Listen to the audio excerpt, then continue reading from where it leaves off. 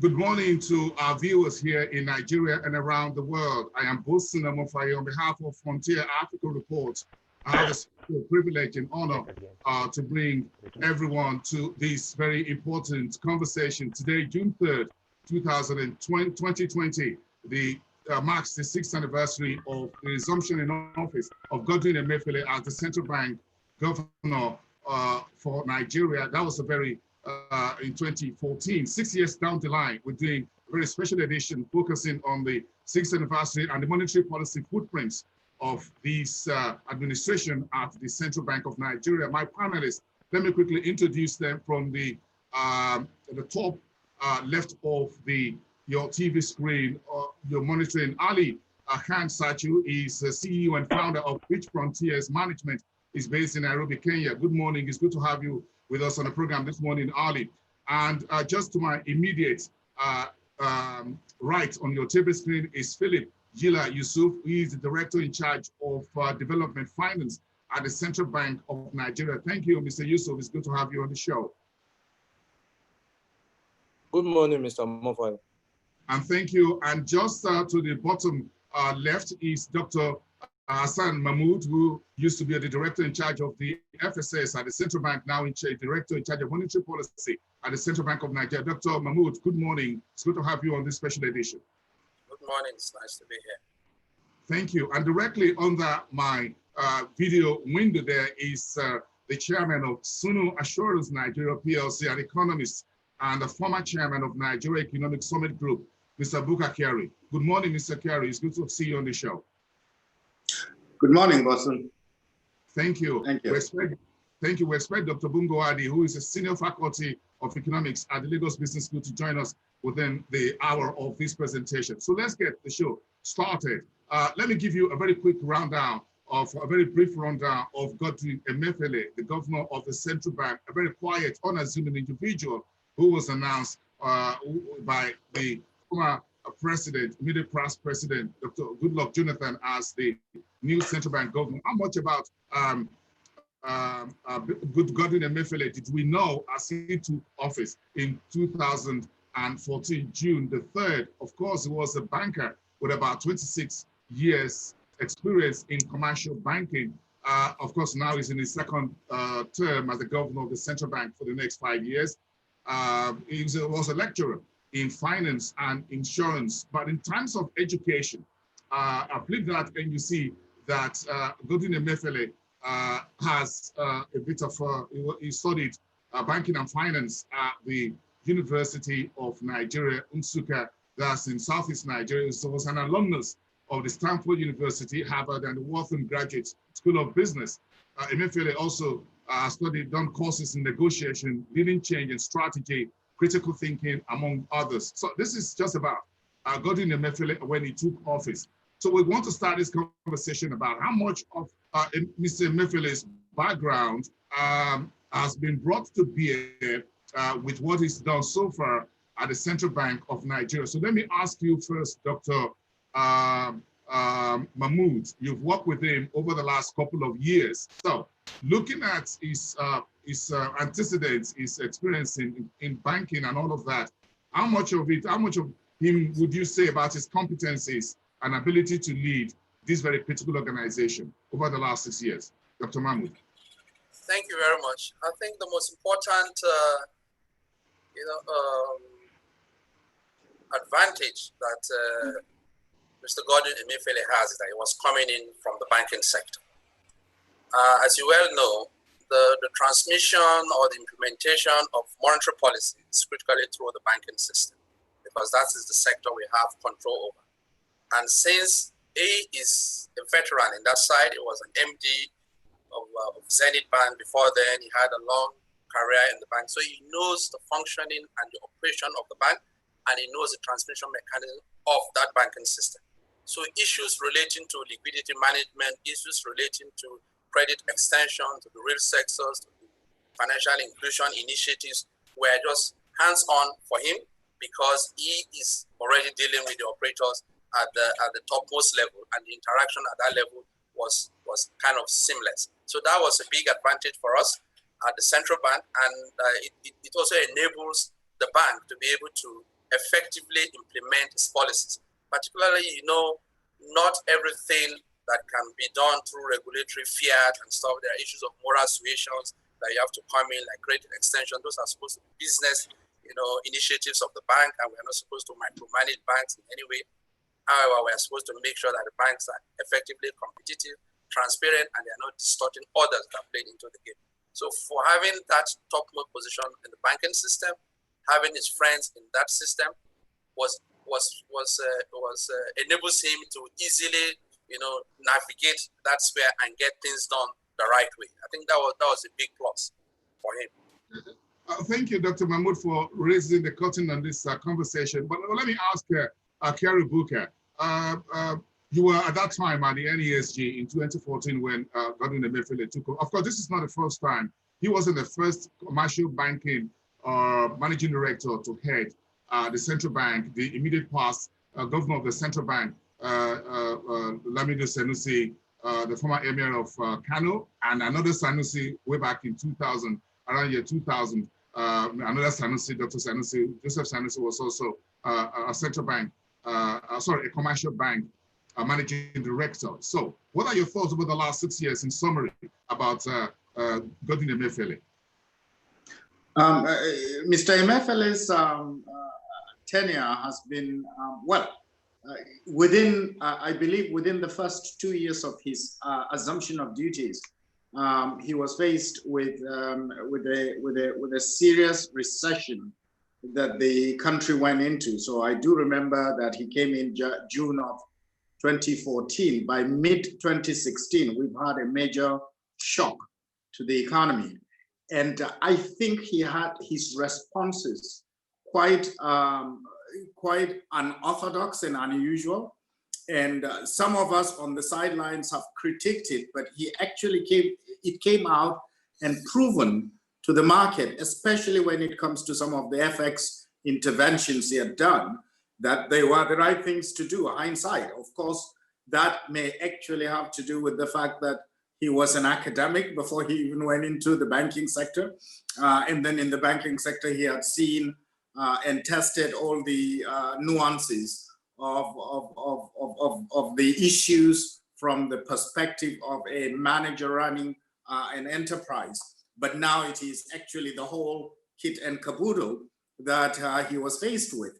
So, and of course, a lot of people and analysts would say that the interventionist posture was not the right thing. But looking at our economy, looking at where we are in terms of the developmental stage, he had to actually take the bulls by the horn to ensure that certain things get done.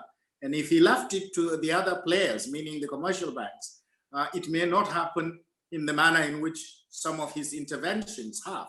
So essentially, given the fact that in the first 2 years of his tenure, he was faced with that challenge. And then, of course, the first year of his second term, the pandemic, which actually is not anybody's, it is not the fault of anyone, but it has a great, a devastating effect on the entire global economy.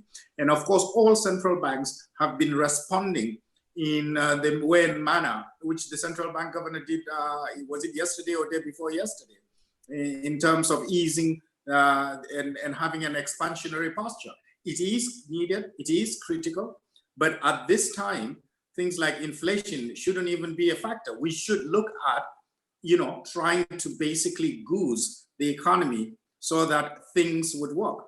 And I think for those sorts of responses, I will say that Mr. Emefiele had done a wonderful job with the circumstances he has faced as the central bank governor. Thank you, Booker Kiari. Let me ask, before I go there, let me just welcome our final panelist, Bungo Adi. Dr. Bungo Adi is a senior faculty of economics at Lagos Business School. Thank you very much, Dr. Adi, for coming through on the show. Thank you very much, Bosin, for having me here. A quick one. Let me ask Ali, why is it such a very important discussion and everybody try to scratch their head, wrap their heads around it when it is time to choose a new central bank governor? Why are they very important in economic, finance, and markets discussion?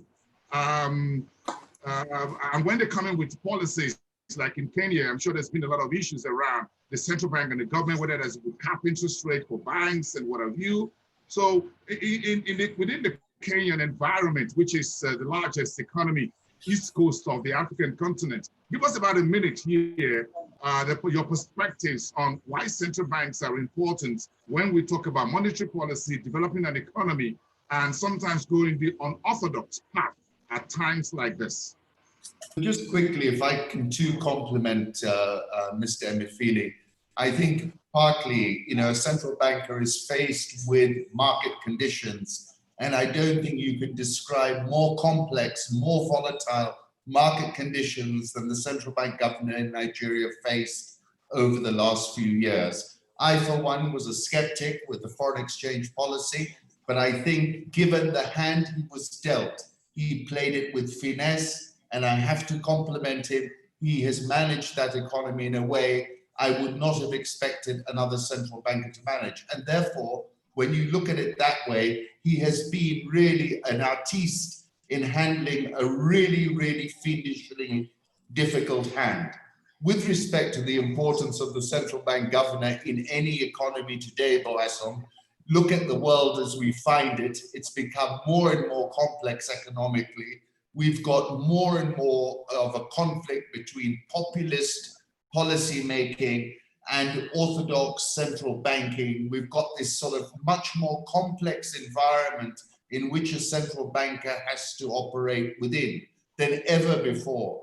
And I think, therefore, you need an intellectual, you need a market practitioner, and you need somebody who can come across and make their point to the public. It's no longer an ivory tower job. You've got to be communicating. So it's a multi-dimensional task now. And I think that's why you've seen the profile of central bankers. Before, you would not see them today. They're out there, they're talking, they're explaining, they're involved in the real economy. It's not just about setting monetary policy.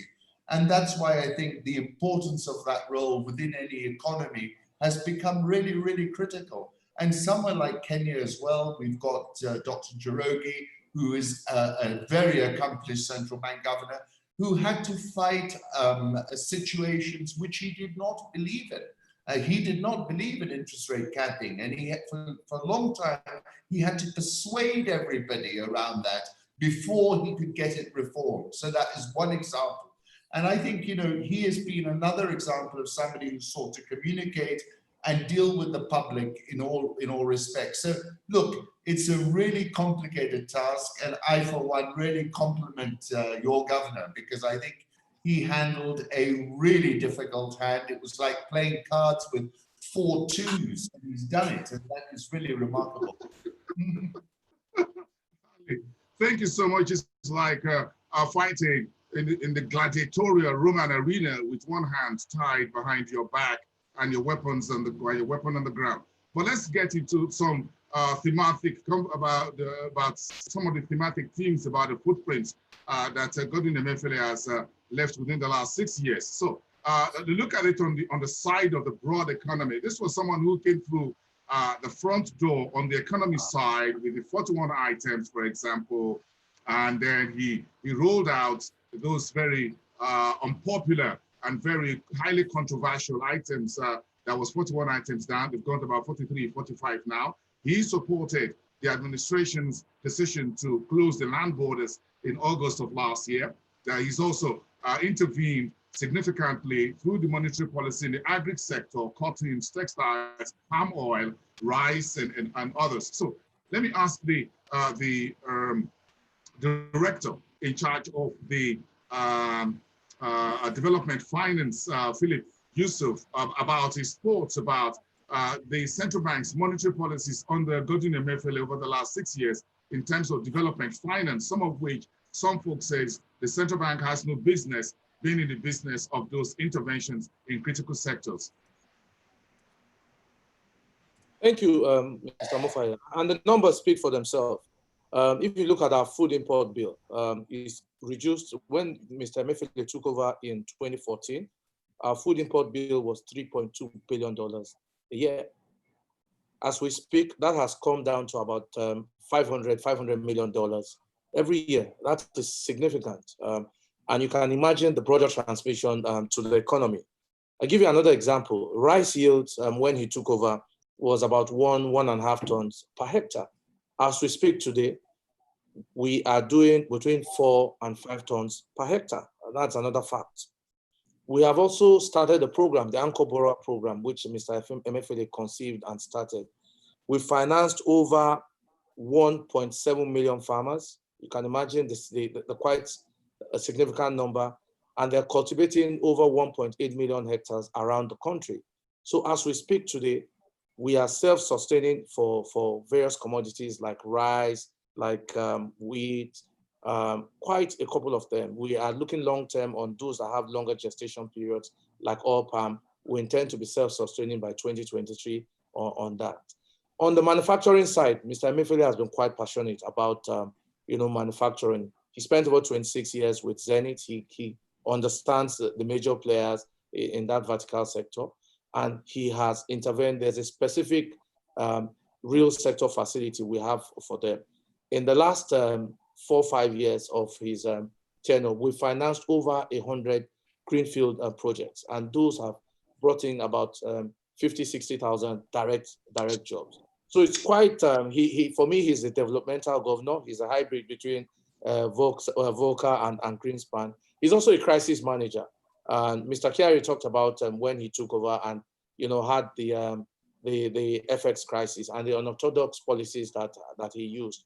If you look at before the COVID actually hit Nigeria, we were fast enough to have rolled out policies. You remember the 50 billion targeted facility at MSMEs, and also the 100 billion for healthcare. So in the last 6 years, he's been, for me, a developmental governor, and the facts are there for everyone to see. I was speaking with someone yesterday, and I said, look, how does your shopping basket look like? 6 years ago, if you had gone to one of the major stores and you had come out, I can bet you 50, 60% of the items in that shopping basket are foreign products. But as you speak today, 99% of them are quite local products. And you can imagine the value add that we have on the economy. And that's quite significant. Okay, so a very quick one. We've seen issues around, but let me quickly ask Bungwadi this about the policy footprints of Godwin Emefiele on the economy side. Bungwadi, are we in on this side, on this conversation here? Oh, okay. Well, I think it's been mentioned by other colleagues before I start. Good morning, everyone, and thanks for having me join you on this conversation this morning. Yes, I like what Ali Khan said about the role of the central banker or the central banker today. So it's not just a policy setting role meant only for the ivory tower academicians.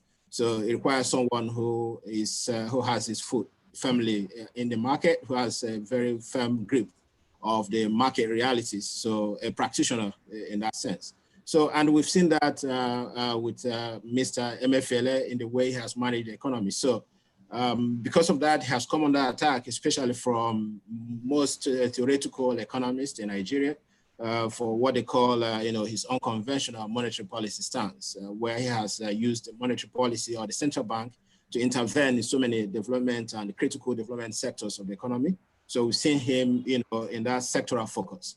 So, but the thing is that when you look at the coordination of the economy, some people are still not sure that the sectoral, based intervention work optimally for the economy, because there are a lot of complementarities within the economic setting. So it's actually a system such that what happens in one sector affects the other sectors. So when you begin to intervene in some critical sectors without intervening in some other sector that have very strong linkage with such, then that becomes a very big problem. So that's some of the things we are seeing.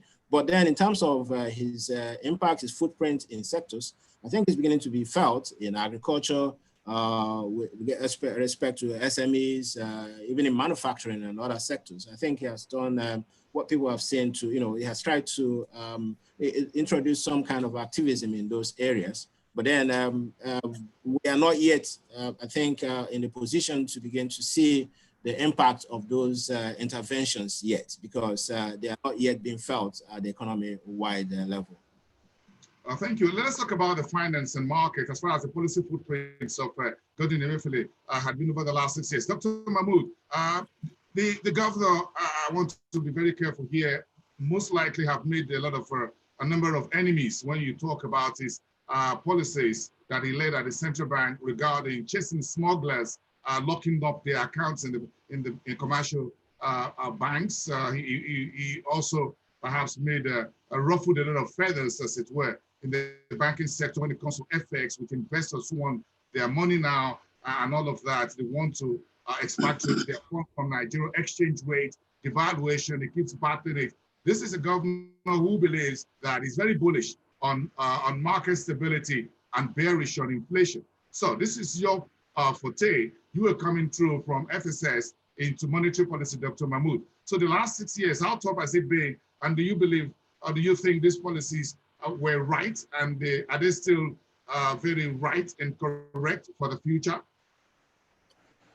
Yeah, I'll build on what Dr. Kari just mentioned. You see, the environment we're operating in, and it's not unique to the monetary authorities, the fiscal authorities are also having a taste of theirs. The kind of distortions, fundamental distortions in the economy will require unique skills, unique channels for you to be able to achieve your objectives. However, those channels or those tools that you're going to use or techniques must be transparent, acceptable, and well communicated. And I think that is what Mr. Emefiele is battling with. These are terrains that are extremely rough. So you need, super pole tires to be able to run through those rough terrains. And what we have seen, like most people said, there are unconventional monetary policy tools, unconventional approaches to the environment itself is unconventional. So standard macroeconomic assumptions, standard economic theories, and a priori conditions are not even prevalent. So you have to use some unique idiosyncratic or country-specific approaches to address some of this. And that is principally what has been happening. And we are seeing the results. We are seeing the results. And even when you look at the global environment, it is everywhere. The United States is going unconventional. The UK, the Europe, they are all using unconventional monetary policy tools. But because the environment has significantly changed, there's nothing wrong in following. Definitely, your fundamentals will be based on sound microeconomic theories and already established preconditions for policy tools to be implemented. So that is given. However, the way you navigate your terrain is unique to you. And that's why when you say your best skill or your best tool here in Nigeria is your ability to understand the economy. They even say to the fiscal authority, the president needs, you see presidents that come to power, I don't know it was this bad. I didn't know it was this bad. You need to understand the economy perfectly so that you can be able to effectively pass through your transmission mechanism. If you don't have that narratives at your thumbprint, then you'll be doing policies that are not impacting on the economy. So we know our weakest links. We know the supply rigidities. We know the payment system infrastructure deficit. We know all that. So you need to find a channel. I will not say the market failed, but the market has a lot of distortions, a lot of noises. So you need to be able to silence those noises so you can navigate through those terrain. And we are seeing the results. And in every sector of the economy, we are seeing that impact coming up. I just gave some of those. Go ahead. Mahmoud, the World Bank, the IMF, the rating agencies keep telling the central bank to change its position on foreign exchange system. Today, it looks like the central bank is not adhering to that. What more needs to be done? What do you think the World Bank and other agencies and other market participants want to see in Nigeria's FX market in terms of our policy framework is concerned, or actions that need to be taken? The critical thing, or the most important thing that the IMF or all these multilateral institutions are slammering on is the fact that we have a multiple exchange rate regime. and that has been brought in arbitrages, distortions, noise into the market. It is not kind of showing that you are operating on the true value of the naira. There's supposed to be an invisible hand demand and supply thing, but no, there's a visible hand touching that. That is understood. The critical thing is that what is the structure of your own economy? What are the parameters that you need to use, and what are the tools that you have? So you also have to look at those options. What are the tools that you have? The person that has a super Ferrari to travel from here to Kaduna is different from the person that has a Caterpillar to travel to Kaduna. So you need to understand what are the tools in your hand, what is the structure of your economy. So you need to navigate that to be able to achieve. Don't forget that the most important is how do you achieve your mandate, or how do you get to your end goal. I agree, yes, there are distortions you see in the market. However, given the things that we have put in place, we've been saying this, and many people have said it, that since they were born, including those that are 60 years old now, they've been saying diversify the economy, and they keep asking the question, what does this diversification really mean? Then Central Bank of Nigeria cannot diversify the economy. Central Bank of Nigeria can just be a catalyst to the diversification of the economy. Those are major structural issues that are not short-term. Don't forget that also Central Bank monetary policy tools are temporary short-term tools, to complement what fiscal authority drive the economy. They give the inflation rate, they give the growth rate, they give from the MPTF medium-term. Ours is to how do we use our monetary aggregate approach to manage the liquidity sufficient for price stability to drive the sustainable growth we're looking at. So looking at the exchange rate, number one, we've also said this, and researchers have shown that the pass-through from exchange rate to domestic prices is extremely high. So why you are seeing side, and then also note that the source of supply for the exchange rate is extremely limited. So what we can manage as central bank is demand. We can't manage supply. So when the supply is shrinking, and the power muscle we have to manage exchange rate is our reserve. Don't forget that a substantial part of the funds coming in from government is monetized. Government has the naira. So the bulk of what we have in our reserve, which the international investors are looking at, and it's important that we look at that part of, because of the financing deficit we have, we cannot shy away from what the international or foreign investors are looking at in our economy, because that is what is supporting our capital market, that is what is supporting our money market. It's also supporting the fiscal authority. We are taking all these loans and the IMF and all this stuff, is because they will definitely appraise your economy before they give those facilities. So it is important we also look at that side of the equation. While we are looking at the domestic side of the equation, we look at the external side that are supposed to support our financing gap inside both infrastructure and also in terms of the real sector of the economy. So why you need the multiple objectives that you have also means that you have to be extremely flexible in your approach to adopt those. We know of the three musketeers: you can hold interest rate, exchange rate, and stuff. But in certain environments, we have to see which ones, what tools do you have, and that's why I gave you the example of the Caterpillar and the Ferrari. You have to know that the Caterpillar cannot run at 120 kilometers per hour to go to Kaduna. However, it has big tires that can go through the muds and go through the valleys to get to Kaduna. So it is important we have those idiosyncratic factors and features and characteristics of the economy in the implementation of our policy. What is key is it transparent? Is it on a clear, or what do you call it, an equal playing field? Is the competitiveness of it very efficient? That is what is important. So we will concentrate on having liquidity in the market. The I&E window is more or less demand and supply driven substantially. That is the biggest part of the market where you see transaction taking place. Now the official window is more or less for government transactions. The BD side is also supporting some small scale activities, travels, and stuff like that. So if you don't have that bucket, you expect the small SME that is doing one small business of $20,000 to come to the interbank market and look for $50,000 or $30,000 as against someone that's looking for $5-10 million. So we created those buckets so that those targeted sectors can move. These are things that seamlessly fall into shape at the end of it, and you see the convergence of which we're already seeing the convergence of the rate in the markets. Dr. Mahmoud, thank you. Well said. Let me ask two other non-central bank panelists to weigh in on some of the things you've said. Booker Kyari, some folks believe that, yes, the last monetary policy decision to lower interest rate, headline interest rate by 100 basis points was good. Some felt it should have been done a bit much earlier to support the economy. What's your take? Dr. Mahmoud has spoken to FX demand, supply, and pricing metrics. But when we look at interest rates as a catalyst for economic growth, where we're trying to look at inflation on the other hand, what's your take about the path that Godwin Emefiele and his team at the central bank have trotted over the last 6 years? Now, I'm going to make a disclosure. I am not an economist per se.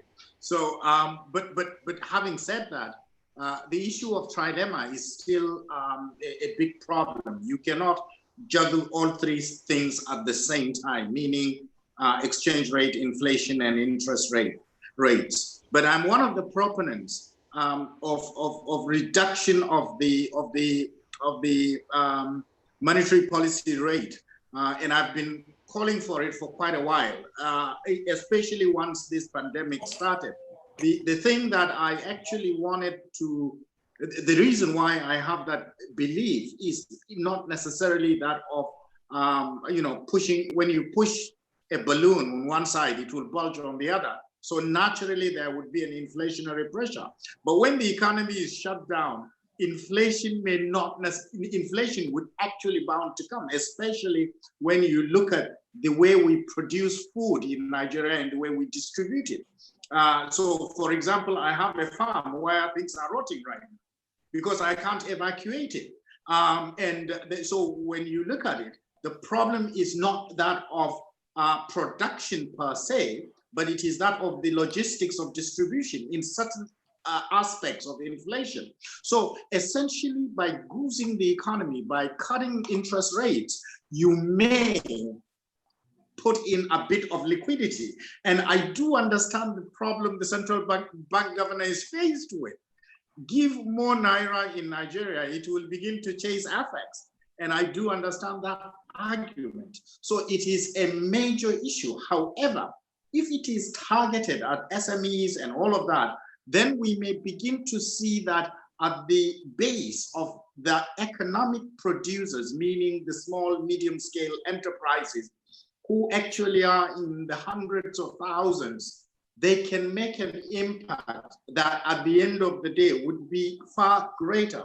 So, but of course, when one looks at it from the theoretical point of view, it is a dangerous thing. So yeah, cut the interest rate, and then begin to monitor very closely how things are evolving.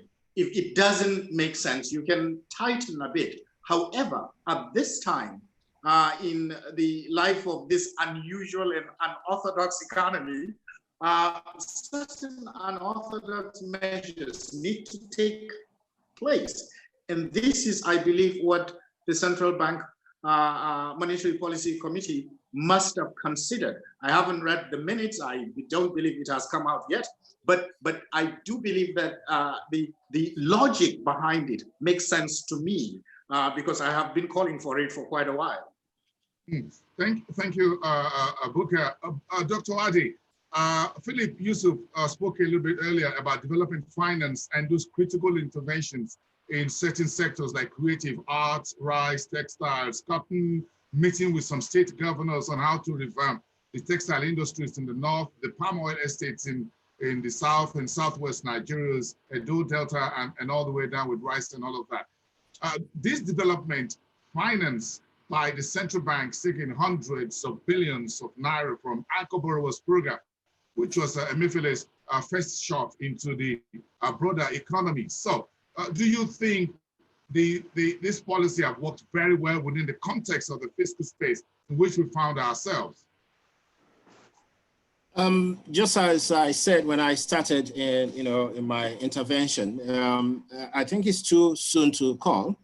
So I understand, what Mr. Booker said. I think our opinion seems to have converged over the past few years, calling on the central bank to allow more, will I say, a more market-driven approach to economic policy making rather than what I personally think is more like a populist socialist, approach to policymaking, because you call it development finance, but I see it as, when they negotiate with states, intervene directly in particular businesses.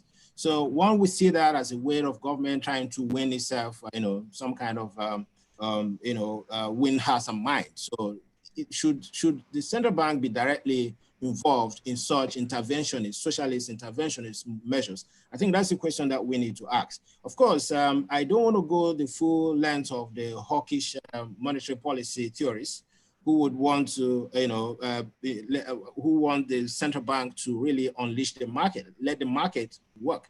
But it is important for us to understand that in the economies where we see monetary policy work efficiently, and then have been, in those places where they've been able to somehow manage the monetary trilemma better, there is a more functioning of the market, so the market has been allowed to take a shape.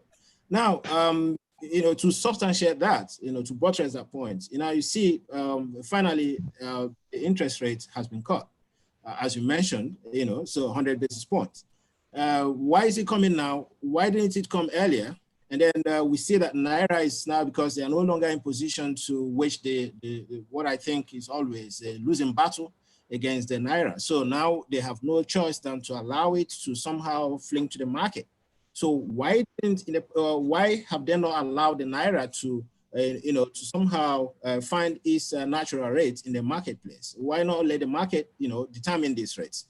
So if they had gone the way of the market, perhaps the intervention, the huge amount, billions of dollars that they've used to intervene in the market in the past few years have used, and rechanneled to other parts of the economy. So I think that is something that we need to be looking at. So in terms of making that decision, again, right now, this is when we really need government intervention, given the disruptions, given the constraints. I just came off from the Lagos Business School Breakfast Club, where Mezo Muneli, a partner with Sahel, partners, we know Sahel partners, and their footprint all over Nigeria. So he was making the presentation regarding the impact of COVID-19 on the agricultural value chain. And okay, what we've seen is that there is Nigeria is going to suffer massively, in terms of loss of supply. And then there are a lot of supply bottlenecks. Okay, so this is the period when we actually needed to have the central bank begin to do what they have been doing in the past few years. So now that we really need them, they are nowhere to be found. So now it's not left to the market to really help out, but there's little, the market already has failed, and the government is also failing. Dr. Adi, so let's just ask Philip Yusuf, who is the director in charge of development finance at the central bank, to answer the question you are hypothetically putting forward in terms of what do we expect from the central bank? Philip, Mr. Yusuf, about from your department, from the central bank, from Godwin Emefiele-led central bank, we've seen the statements from the CACOVID team in terms of interventions in healthcare, pharmaceuticals, in hospitals, and the research and all of that. So now we're talking about folks are saying the central bank should do a lot more. What do we expect to see moving forward, in particular under these new extenuating circumstances in which the Central Bank of Nigeria found itself, and not just here, but around the world? Okay, thank you, Bosun. First, let me respond to Dr. Bongo, who said earlier on that the impact is not being felt, and he talked about supply shock issues.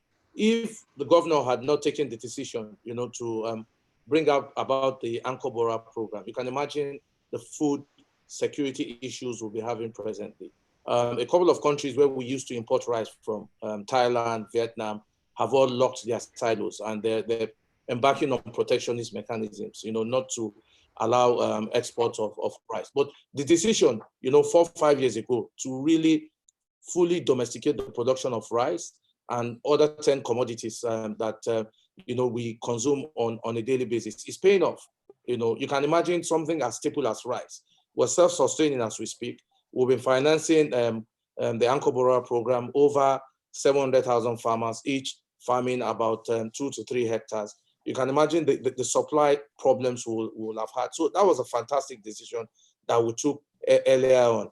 For the future, the governor has rolled out a 3-year short, mid, and long-term policy. On the short term, what the central bank is doing is focusing on MSMEs who really are the lifeblood of the economy. You know, there's a 50 billion targeted facility at them.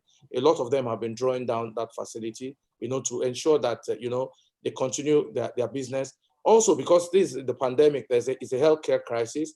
There's a 100 billion naira facility for the healthcare industries targeted at pharma, hospitals, and quite a lot of it has been approved. Last week we approved for some pharmaceutical companies who want to expand their lines for things like antibiotics, other ethical drugs, IV fluids, and all that. And there's also focus going to be on housing, manufacturing. The governor has been having meetings with the manufacturing sector. There's 1 trillion available for them. There's also been drawn down since the policy and the guidelines was rolled out. We've financed over 30 greenfield projects. So there's 1 trillion on that. There's also the infraco. There's 15 trillion that's going to be made available through an SPV to see how we can you know, bring about the revitalization of infrastructure around the country. Housing is also a key focus for us. And lastly, R&D. You realize that some weeks ago, the governor announced a grant for any of the institutions that can, you know, look at either a vaccine, either herbal medicine that can help, you know, to address the COVID issue. So there's a guided policy response that is rolled out. And right from when the crisis started, you know, we had already done our scenario planning as a central bank, and the monetary policy meeting is just continuing to transmit that. So there's an orderly rollout of the policies, and the impact is already being felt. But for me, as the Director of Development and Finance, the most important one, without food, you can't do any other thing. And the decision to have done the Anchor Borrowers program, which is a major, you know, program of the President Buhari's administration, is quite significant. You know, you can really imagine. Just 2 days ago, the UAE announced, because they're beginning to feel the pressure of supply, they import about between 90 and 95% of their staple food products. They're looking at how they can begin to, you know, cultivate rice in the desert. You know, they're just talking about it now, you know, because they're beginning to feel the impact from Vietnam and Thailand and other major exporters of food. You even remember Russia, you know, shut its borders. Wheat is one of their major exports. So while we're also looking at domestic demand stimulating domestic demand. Yusuf, yes, yeah. A few questions have been raised about even the Anchor Borrowers program, that some farmers are not paying back this fund. What is the state of things right now with that? That's far from the truth. I mean, if you look at the rice pyramids that we, in the last 6 months, that we have been going around the country, you know, and trying to show that indeed this program is working. I think the miscommunication and the misalignment is from the fact that you can either, we took a decision as a central bank that you can either pay, you don't have to pay cash, because most of them do not have access to the market. So you can pay by produce, you know. So cash or produce, most of the farmers prefer to pay by produce. So instead of taking it to the market, which is an additional cost, and go and sell, you know, bring back this money, give it into the bank or some other form of payment systems. We've said, look, we're ready to take this produce. So quite a significant number of the farmers are paying their loans. The only problem we have was in 2018, where there was a major flood around the whole country, if you remember, and a lot of the farmlands were washed out. And what we've done is to restructure those facilities, and a lot of them are going to be participating in the 2020 farming season. And because of the improved yields that we have, typically they will do for somebody who is doing rice, will do 4 to 5 tons per hectare. And that will be enough for him to pay back the loan in 2018 that he took, and also the one that he's going to take in 2020. So there's significant recovery that is ongoing. If you look at even the CTG, the cotton to garment that we have taken, previously, what used to happen is the country used to throw money at the textile. So you throw money into a textile factory, you know, trying to revitalize it. Meanwhile, the cotton is not there, or the lint is not there for it to be able to turn to garment. But what the governor has said is he prefers to look at it from a value chain perspective. So the cotton needs to be farmed, After it's farmed, we've worked on with the ginneries. We've revitalized over 10 ginneries around the country. So the cotton that is being farmed in 2019 has been taken to the ginneries. They've been turned to lint. Now the lint is being taken to the textile. We're working with the textile. So they will spin it and then we'll now give it to the garment. We've already signed MOUs with the security agencies for them to be able to take the garment and turn them into uniforms. So that value chain perspective, looking at it from a value chain perspective, is the best way to look at it, and it's worked over time for us. Same thing with rice. A couple of millers have been financed under our commercial agri credit scheme. So the farmers farm, take the paddy to the millers who mill it. There's also a paddy aggregation scheme for those who want to finance buying the paddy from the farmers, take it to the millers who mill it and sell it as end product. So there's big success. I reeled out the numbers earlier on with the anchor borrowers and other developmental interventions that we've been doing. Thank you, Mr. Yusuf. So Dr. Mahmood, this is a new horizon. You're coming in from FSS to monetary policy. You're coming in at a time when there's a big storm globally. So what new monetary policy tools will the central bank use moving forward as we look at the next 4 years of the Emefiele's administration? Would you be retooling or reshaping some of the existing monetary policy tools? Thank you. We were more or less of sharpening. It's very difficult to develop new monetary policy tools because we've had a lot of criticism on orthodox approaches, unconventional approaches. We are operating within a global environment, and we need to have the same standard with every other countries we are doing businesses, or those we are doing businesses with are also doing businesses with other people. So it's a global environment. Everything is standardized. So we need to play within that sphere to be also very competitive. Now we're in a period of crisis, and everybody knows in the period of crisis, conventional monetary policies to effectiveness become weaker. So you need to have some innovations to be able to address some of these. And this is why you have all the stimulus packages, both fiscal and monetary, that you are plotting into it. And you also saw in the last MPC that we did, decisions we took was principally to stimulate growth and get us out of this COVID-19 responses and the likely recession that every country in the world is looking at. So definitely we are going to be deploying such type of approaches to address significant issues in the economy. And like I said earlier, it is important you know what is the ultimate goal of monetary policy. It's not in isolation.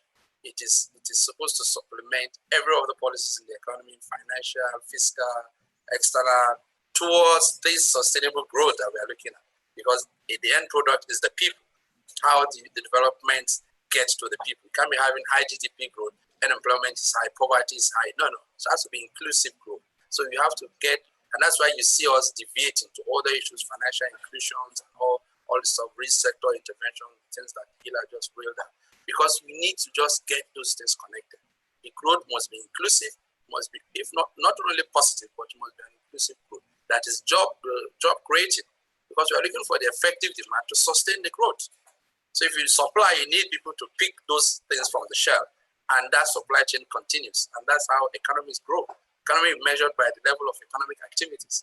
So it is important that we keep that. So like I said, we know our weakest links, we know the rigidities in the transmission channels, we know the bypasses to those rigidities in the transmission channels. We are going to smoothen that to make sure that things, flow normally through, the appropriate infrastructure we have in place, and we're seeing that in every sector of the economy. So yes, definitely we'll sharpen those tools and we'll deploy other tools that will give us effective results.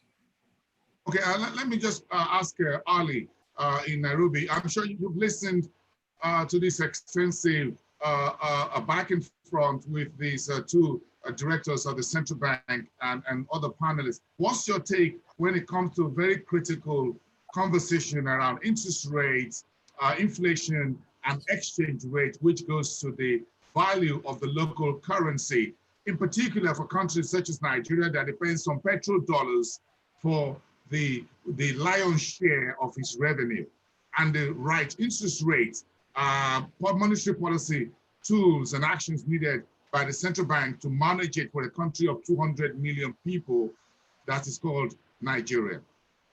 So firstly, it's been a fascinating conversation to listen to. And what I'm hearing from it is that there's been a deliberate effort to diversify Nigeria, to reduce dependency, which is very far-sighted because as my colleague was saying, just look at the UAE, you've got this increasing sense that we've got to localize more production, regionalize it. So I think that was very far-sighted. And I think for every African country, I think it's key we can feed our people. And if you're not feeding your people, I think you are failing in terms of the national interest. I think those were really, really good ideas. And it's really pleasing as an African to hear that you've made so much progress in that regard from what I could hear.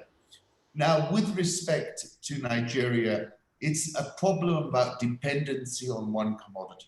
That is what the real problem is, right? In essence, is if we're gonna diagnose the patient, we got to say the lesson we're learning is that there is far too much dependency on the price of crude oil.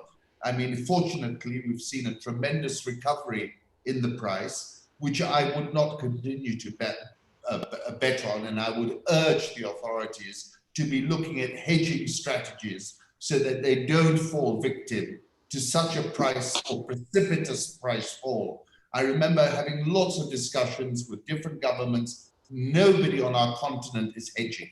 This is the way to lock in, protect ourselves against these kinds of price movements we might see. So I would be urging your people, look at it now. It's been a great rebound. Don't sit there and play in the casino. Take some money off the table.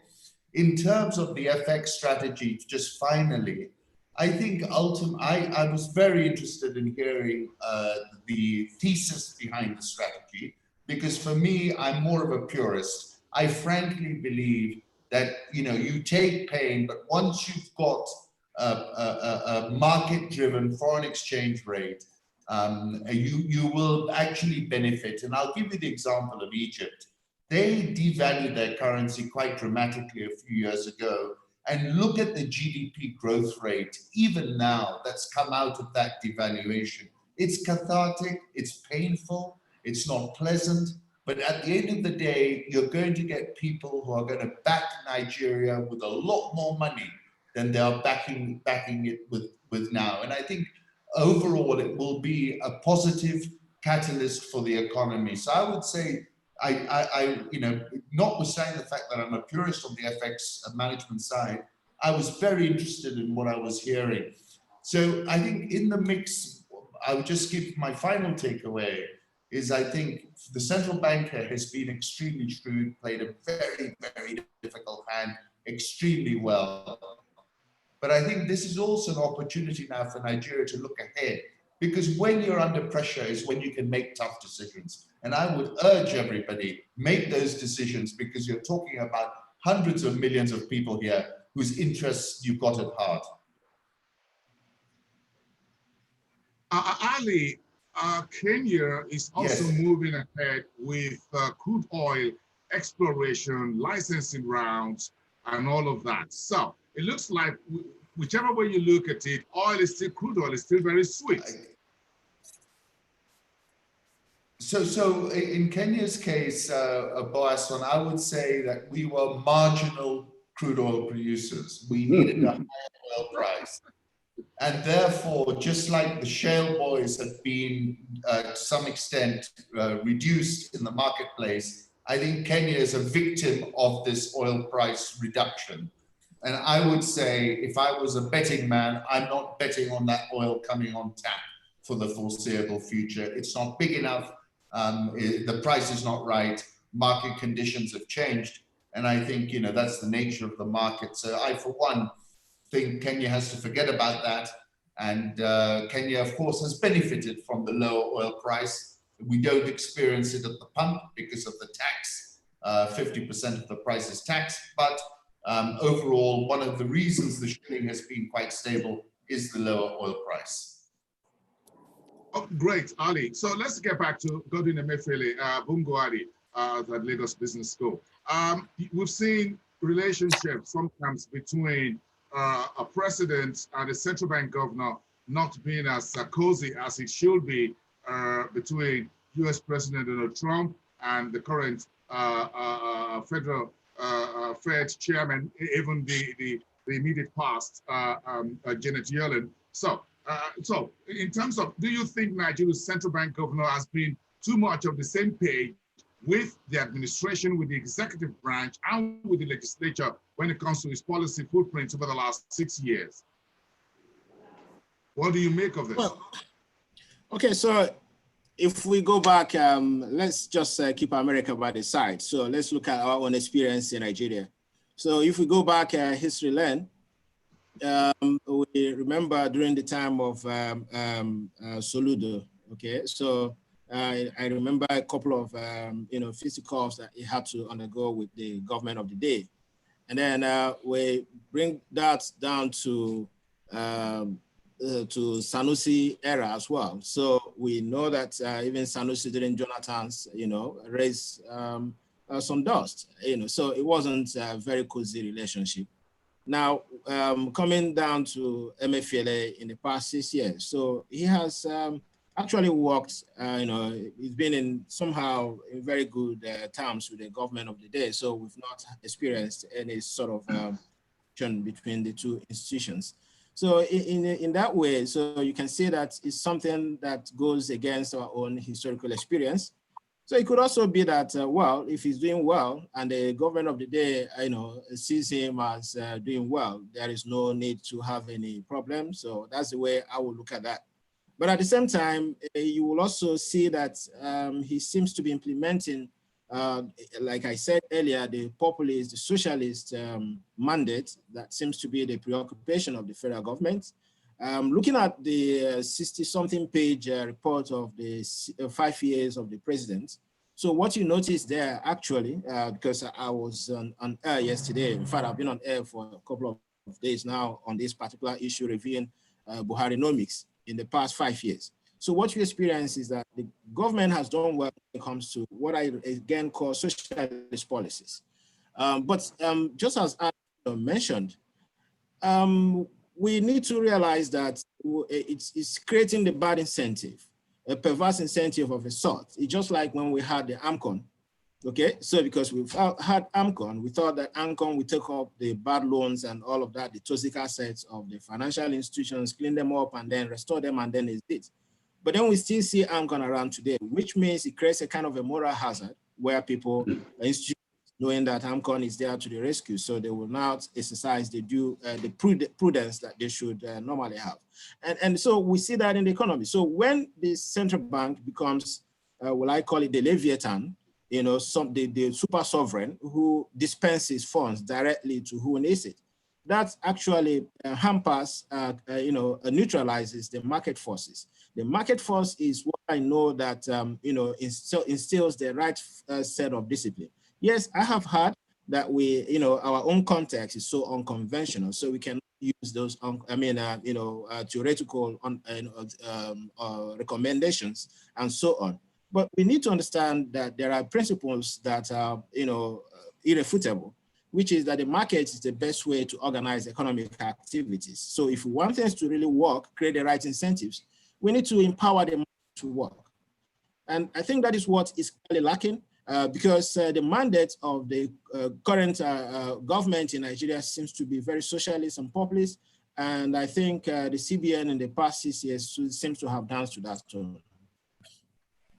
Thank you so much, Dr. Bungo Adi. Mr. Kerubuka, you have about 2 minutes to give us your thoughts about the next 4 years of Governor Emefiele at the central bank. What are your thoughts? I believe the next 4 years, Mr. Emefiele need to actually look at some of the conversations that we've had here. One is basically the fact that a market-driven or a market, a realistic, fair, transparent, market-driven monetary policy or posture would actually bode very well for the young entrepreneurs in the economy that are looking at starting up, creating jobs, by virtue of their innovativeness. Because the most important kinds of jobs that we need for the future are what I would call market creating innovations, which basically are the kinds of catalytic tools that need to be put in place to have immense production, or rather, bringing in things that would create more and more jobs. The low-hanging fruits of attacking agri is there. That can actually be used as the platform to do other things. But on all other aspects, including the FX rates, one need to face something that is more market driven rather than anything else. The case that was highlighted by Ali from Kenya is that of Egypt. And I have actually used that example over and over again. In 2016, I believe, November 2016, when we were faced with similar situation, Egypt decided to go with the IMF program. And since then, inflation rates have come down in Egypt to low single digits. FDI, foreign direct investments, have increased, I believe, about tenfold or something like that. And therefore, the issues, so the buffers that they have created, of course, there was a drastic devaluation at that time. But when you look at the currency strengths vis-a-vis Nigeria, the Naira now, the Egyptian pound and the Naira, you would discover that they actually are more stronger over the last 4 or so years. Therefore, the route or the path they took was much more redeeming than the path we took. And of course, naturally, it is time to look at those and see what else we can do, because our balance sheet is shrinking, both that of the central bank as well as that of the fiscal space. There is no enough fiscal space to do some of the things that we were prescribing earlier.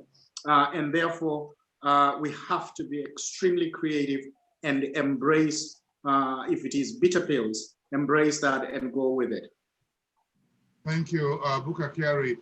Dr. Mahmoud, I'm sure you've listened to Buka around the spread, but again, you were coming through from the FSS. The last monetary policy committee meeting of just a few days ago, the central bank governor spoke about the resilience of the banking sector. So speak to us about the state of the financial system as we move into the next 4 years of Godwin Emefiele at the Central Bank of Nigeria. Thank you.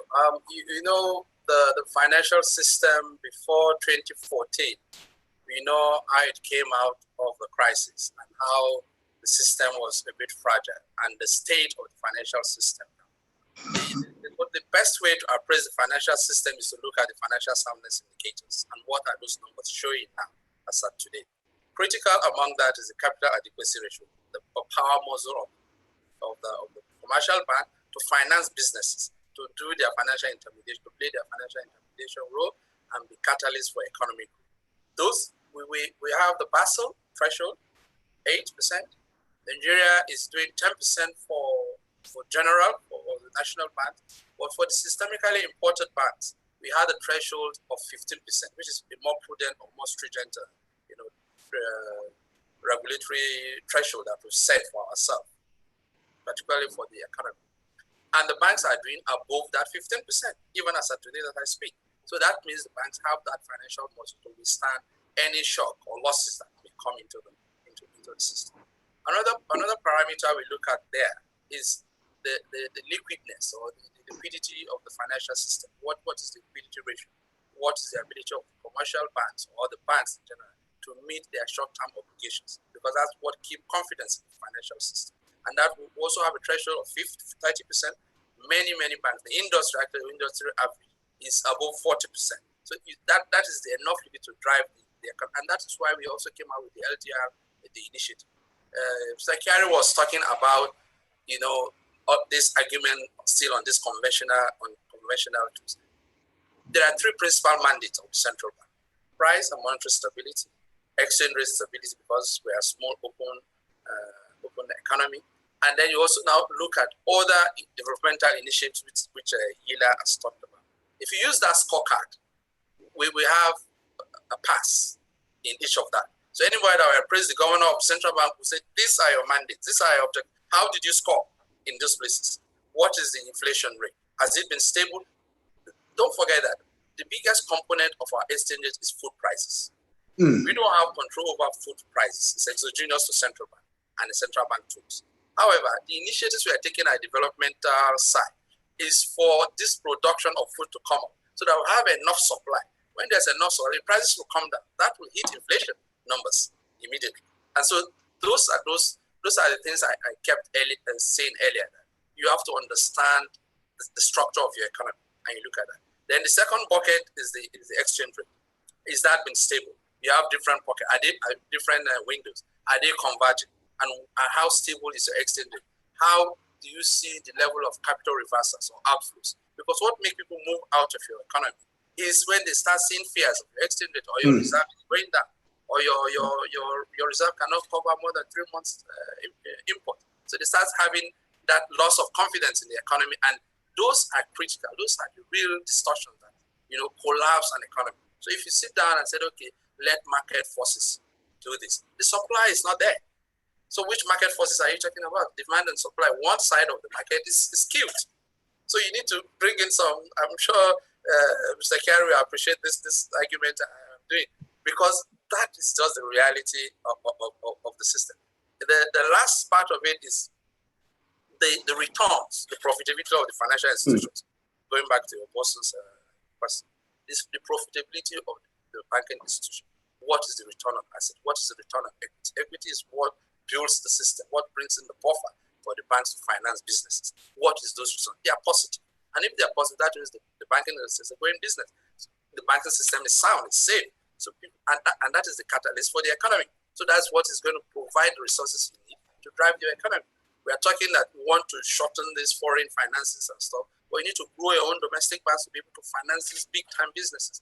You see banks doing syndicate loan, 5-6 banks before they can give loan to Dangote to run a refinery.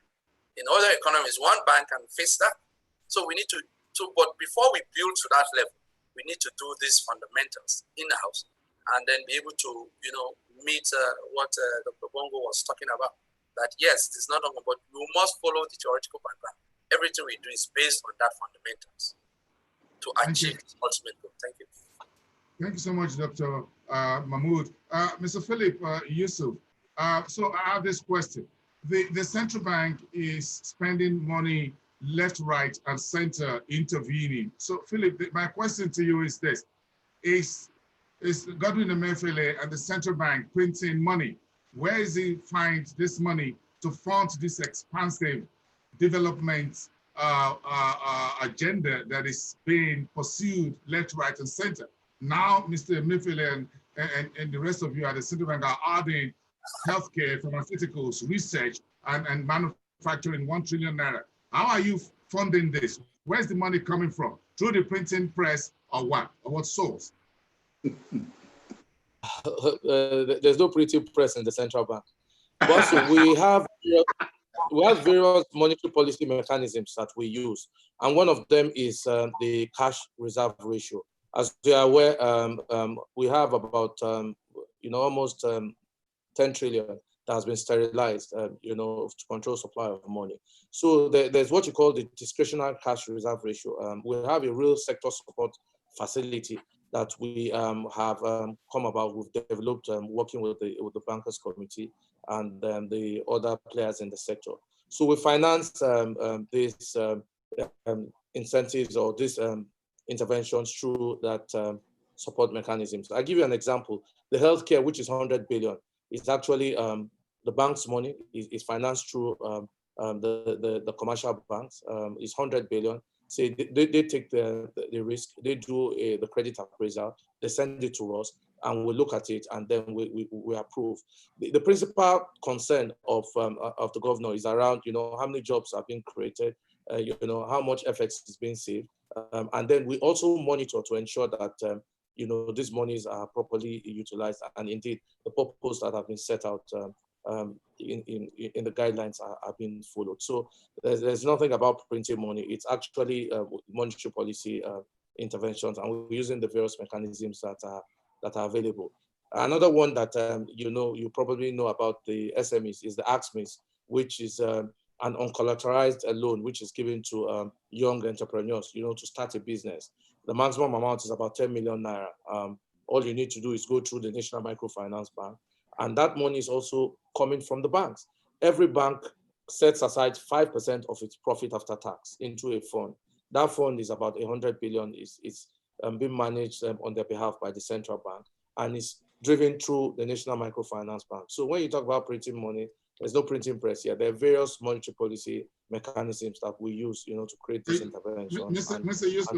Mr. Yusuf, I was looking at that very little box next behind you there in your office, just down there. So you can just, I thought that was a printing machine that prints money. Actually, a printing machine. Yeah, it looks like a printing machine. I don't know the size, but again, thank you. So last one, Yusuf, okay, very quickly. Where are we with Infraco? Yeah. Where are we with Infraco PLC? What's the latest on that? Just in 1 minute or less, so that we wrap up the program. Oh, yeah, thanks, Boston. A lot of work is being done. A lot of, we're talking to all the stakeholders. We are looking at the concept, various concept papers have been brought about. We're looking at it, and the governor has set up a team that is going to be rolling that out. So in the coming weeks, you should hear from the various players about the structure and how it's going to run. A lot of work is being done internally, and that in the coming weeks, you will see the output of that. We're looking forward to how that can, change the dynamics of how we can finance infrastructure with local currency, with Naira, and, take it to another level. So in the coming weeks, you will definitely see some work from that area. Okay, thank you, gentlemen. I'm going to give Ali the final 30 seconds of this special edition programming. Ali, what are your closing thoughts? Well, my thoughts were, we're obviously dealing with a unique phenomena. This is the virus still has not been resolved. And I think, therefore, when we're looking at typical economics, we've got to be wary of just trying to stimulate demand, which is depressed. And I think we're far better off looking at autarkic economy. How do we make ourselves more self-sufficient and tool our African countries? And I think the first priority is our ability to feed our citizens. And I think that's where we can start from. And it was great to hear about the efforts that you've put in on your side of the continent to do exactly that. My final point is it's a fiendishly complicated world we're living in. And really, I wish everybody the best of luck in these tough times. Thank you so much. Ali Kansacho, CEO and founder of Rich Frontiers Management in Nairobi. Thank you so much for being on this special programming, 6 years of Godwin Emefiele, the Central Bank Governor. Philip Gila Yusuf, the Director in charge of Development Finance at the Central Bank. Thank you very much. We appreciate your time. It's a business day. Thank you for this about an hour and 15 minutes conversation. Dr. Hassan Mahmoud, Director in charge of monetary policy at the Central Bank of Nigeria. Thank you very much for your time and your thoughts on the 6th anniversary of the Central Bank Governor Emefiele. Thank you so much. Gary Booker, Chairman, Sunu Assurance PLC, and former Chairman of the Nigeria Economic Summit Group. Thank you very much. We appreciate your time. And Dr. Bugwadi, Senior Faculty of Economics at the Lagos Business School. Thank you very much, everyone. Have a great day. And of course, we mark the 6th anniversary of the Central Bank Governor Godwin Emefiele. We're here on Frontier Africa Reports. Thank you, our viewers here in Nigeria and around the world. I am Bosun Omofaye, and I'll see you next time. Have a great day, everyone. Thank you. Thank you very much.